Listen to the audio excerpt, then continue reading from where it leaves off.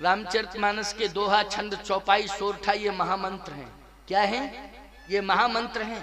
एक बात आपको बता दें, अयोध्या की रामनवमी की घटना, ये बहुत पुरानी बात। यति चक्र धर्म सम्राट पूजपाल स्वामी कृपात्री जी महाराज उस समय रामनवमी पर अयोध्या में थे। लक्ष्मण किला पर प्रवचन चल रहा था, तो स्वामी जी ने बहुत अच्छी चर्चा की। राम जन्म पर ही बोले वो, भगवान का जन्म, वो ब्रह्म निर्गुण सगुण कैसे बन गया, किस तरह से आया, बड़ी अच्छी चर्चा की पूज्यपाद स्वामी जी महाराज ने। फिर उन्होंने एक बात कही, क्या कि भैया प्रवचन तो हमने घंटे 2 घंटे कर लिया है, लेकिन, तो संतों ने कहा लेकिन क्यों लगा दिया आपने? लेकिन क्यों? बोले लेकिन इसलिए लगाया कि जब तक मैं तुलसीदास जी की रामायण की 2-4 चौपाइयां नहीं जोड़ दूंगा इस प्रवचन में, तब तक मुझे संतुष्टि नहीं होगी। क्यों? इसलिए कि ये चौपाइयां नहीं हैं। मेरे प्रवचन को तभी प्रभु राम स्वीकार करेंगे जब चौपाइयों के माध्यम से तुलसी दल छोड़ दिया जाएगा, तभी वो स्वीकार करेंगे। बिना तुलसी दल के परमात्मा न शब्द स्वीकार करता है और न ही परमात्मा वस्तु स्वीकार करता है, न व्यक्ति को स्वीकार करता है। तुलसी दल की इतनी बड़ी महिमा है। तो कहा ये तुलसी की चौपाइयां तुलसी दल हैं। तो ये क्या है जो तुम सुन रहे हो तुलसीदास जी की चौपाइयां? ये तुलसी दल है। मंत्र महामणि विषय व्याल के मेटत कठिन कुअंक भालू के, ये महामंत्र के रूप में हैं। और ये साक्षात कलयुग में भगवान को प्राप्त करने के लिए ये तुलसी दल के रूप में हैं प्यारे। इसलिए एक तुलसी दल आप देख रहे हैं कि ये तुलसी दल रखा है, एक मानस रूपी तुलसी दल है। बोलो है कि नहीं? तो मानस रूपी तुलसी दल, शब्द ही तुलसी दल के रूप में है। मानस का एक एक शब्द क्या है? तुलसी दल है। मानस का एक एक शब्द मंत्र नहीं, महा मंत्र है। इसलिए ध्यान पूर्वक सुनना चाहिए। इन मंत्रों को केवल इस कान से सुनो, दूसरे कान से निकाल दो, ये सबसे बड़ी बुद्धि की अल्पज्ञता होगी। इसलिए ध्यान पूर्वक सुनना। चर्चा में कर रहा था कि बच्चों को चरणों में डाल दिया। भगवान ने कहा कि अब ठीक है? कहे नहीं प्रभु, अभी ठीक नहीं है। अरे तो कब ठीक होगा? कहे सरकार एक बात बताऊं, पूरा गांव मेरा परिवार है। देखो ये प्रेम की बात है ना। मैं क्या कह रहा था? विवाद खत्म करो, संवाद से जुड़ जाओ। यही चर्चा में कर रहा था नहीं? भक्त अगर तुम बने हो तो भक्त का अर्थ यही है कि विवाद खत्म करो, संवाद से जुड़ जाओ। आप कहो महाराज अगला व्यक्ति विवाद पे आमादा हो, हम संवाद करें, वो करे ही ना, तो फिर क्या करना चाहिए?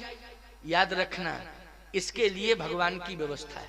समझ गए हो कि नहीं? इसके लिए किसकी व्यवस्था है? भगवान की व्यवस्था है। जैसे बड़े बड़े संत महात्मा, एक अगस्त नाम के महात्मा हुए हैं, आपने कथा सुनी? अगस्त नाम के महात्मा हुए हैं, समुद्र के किनारे उनका आश्रम था। इतने प्रभावशाली हुए कि 3 अंजलि में पूरा समुद्र ही पी गए। अगस्त नाम के महात्मा समुद्र के किनारे दक्षिण भारत में रहते, उन्हीं का नाम कुंभज है। 3 अंजलि में पूरा समुद्र पी गए, पूरा समुद्र पी गए। लेकिन एक बात बताओ, जो पूरे समुद्र को पीने की क्षमता रखता है अगस्त नाम का महात्मा, वो रावण के खानदान को मारने की क्षमता नहीं रखता होगा क्या? जल्दी बोलो, रखता है कि नहीं रखता? जब इतना प्रभाव है तो क्यों नहीं? और बगलई में रहते थे, समुद्र के किनारे रहते थे, इस तरफ उस तरफ लंका थी, सब कुछ करते, पूरा लंका का सर्वनाश कर सकते थे, पूरी लंका को नष्ट कर सकते थे, पूरी लंका को जला के भस्म कर सकते थे। लेकिन सीधी सी बात यह है, वो अगस्त ने समुद्र तो पी लिया लेकिन राक्षसों को टच नहीं किया। क्यों? कहा हम तो प्रार्थना करेंगे, ये व्यवस्था परमात्मा की है, अब परमात्मा संभाले। जैसी करनी वैसी भरनी, जो जैसा करेगा वैसा, तुम मत करो वैसा, तुम संवाद करो। कोई अगर विवाद करता है तो उसको करने दो विवाद, लेकिन तुम्हारी अंतर भावना किसकी होनी चाहिए? संवाद की होनी चाहिए। किसकी होनी चाहिए? संवाद की। तुम्हारी भावना होनी चाहिए, और तुम्हारी इस भावना का आदर वो विवाद करने वाला व्यक्ति नहीं करेगा, तुम्हारी इस भावना का आदर स्वयं परमात्मा करेगा। इसलिए ये परमात्मा की व्यवस्था है कि वो किस तरह से व्यवस्थित करता है उस पर छोड़ दो, लेकिन तुम्हारी अंतर मन की भावना संवाद वाली होनी चाहिए, विवाद वाली नहीं होनी चाहिए। तो केवट कहता है कि प्रभु गांव भर मेरा परिवार है। लक्ष्मण जी बोले पूरा गांव परिवार? अरे एक आध दो तो कहे नहीं, पूरे गांव में हमारा प्रेम है आपस में। तो जहां प्रेम जिस परिवार से जो हो जाए, बोलो वो परिवार ही हो जाता है कि नहीं? जिससे प्रेम हो जाए वो परिवार का सदस्य होता है कि नहीं? जिस परिवार से प्रेम जुड़ जाए, भले ही जाति में अंतर हो, लेकिन प्रेम अगर हो गया तो क्या मानते हो उसको? जल्दी बोलो, परिवार।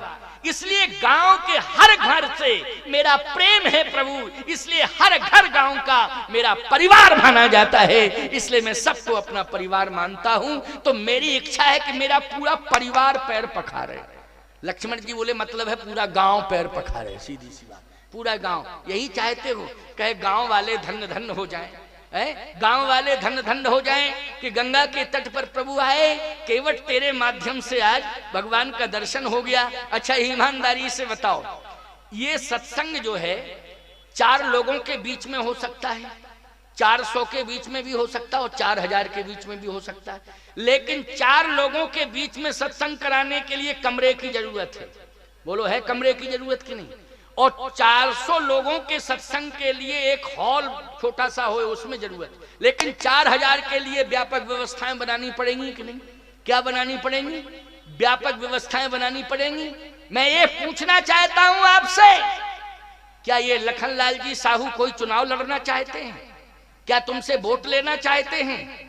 लेकिन ये हर घर को अपना परिवार मानते हैं, क्षेत्र के हर व्यक्ति को परिवार का सदस्य मानते हैं, इसलिए सबका कल्याण हो जाए, इसलिए व्यापक व्यवस्थाएं दे रहे हैं, चित्रकूट से बुला रहे हैं, देवताओं को आमंत्रित कर रहे हैं। बोलो किसके लिए? आप सबसे प्रेम करते हैं तभी तो बोलो, नहीं तो ये मानता में राजनीति करनी होती तो चुनाव का चक्कर है, चुनाव लड़ना, इनको कोई मतलब नहीं चुनाव उनाव से। इनका मतलब है कि भगवान के माध्यम से सबका कल्याण हो जाए। ये मैं प्रशंसा नहीं कर रहा हूं कि उनके मुंह पर प्रशंसा कर रहा हूं, हमारी आदत नहीं है प्रशंसा करने की, समझ रहे हो कि नहीं? मैं ऐसा महात्मा हूं कि किसी की प्रशंसा मिथ्या नहीं करता हूं, लेकिन सत्य है तो कहता जरूर हूं, रुकता नहीं हूं। सत्य है तो कहता हूं, रुकता नहीं हूं, और मिथ्या किसी की प्रशंसा करता नहीं हूं। ये हमारे गुरुदेव ने, हमारे पूर्वाचार्यों ने हमें संस्कार दिए हैं, और यही संस्कार साधु के होने चाहिए, हैं? नहीं आजकल तो एक नसी बात यह है कि आशीर्वाद तो एक को मिल गया, पूरे परिवार को मिल गया। बोलो मिल गया कि नहीं मिल गया? है सबको मिल गया। इसलिए ध्यान से सुना, भगवान ने कहा कि केवट पूरा गांव लाओ, लाओ पूरा गांव। पूरा गांव इकट्ठा हो गया, पूरा गांव इकट्ठा हो गया। गोस्वामी जी कहते पद पखार जलपान कर आप सहित परिवार। बोलो प्रमाण मिल गया कि नहीं? आप सहित परिवार, और परिवार का अर्थ मैंने बताया ना कि पूरा गांव को अपना परिवार मानता है। पद पखार जलपान कर आप सहित परिवार, पितर पार। अब देखो पुरखे, पुरखे रह गए थे कि नहीं? अच्छा एक बात बताओ भैया, पुरखे गंगा के किनारे ही पैदा हुए ना, श्रृंगबेरपुर में ही तो रहता था, वहीं उसके पुरखे भी थे, वो वहीं उसका जन्म हुआ श्रृंगबेरपुर में। तो गंगा के किनारे जन्मे पुरखे और गंगई के किनारे मरे, और फिर भी नहीं तरे, अभी तरने के लिए रह गए थे। इसने तारा, बोलो तारा कि नहीं तारा इसने? ये रामायण का दोहा बता रहा, हम नहीं कह रहे। पितर पार करे प्रवहि पुनी,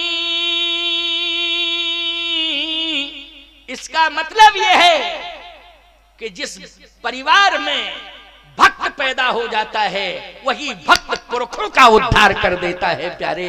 तो इस परिवार में ये भक्त पैदा हुआ, बोलो हुआ कि नहीं हुआ? इस परिवार में ये भक्त पैदा हुआ, इसलिए तरने के लिए भक्त बनना जरूरी है प्यारे। गंगा जी में चले जाओ, तुम स्नान करो, लेकिन अपनी गलत आदतों को न छोड़ो।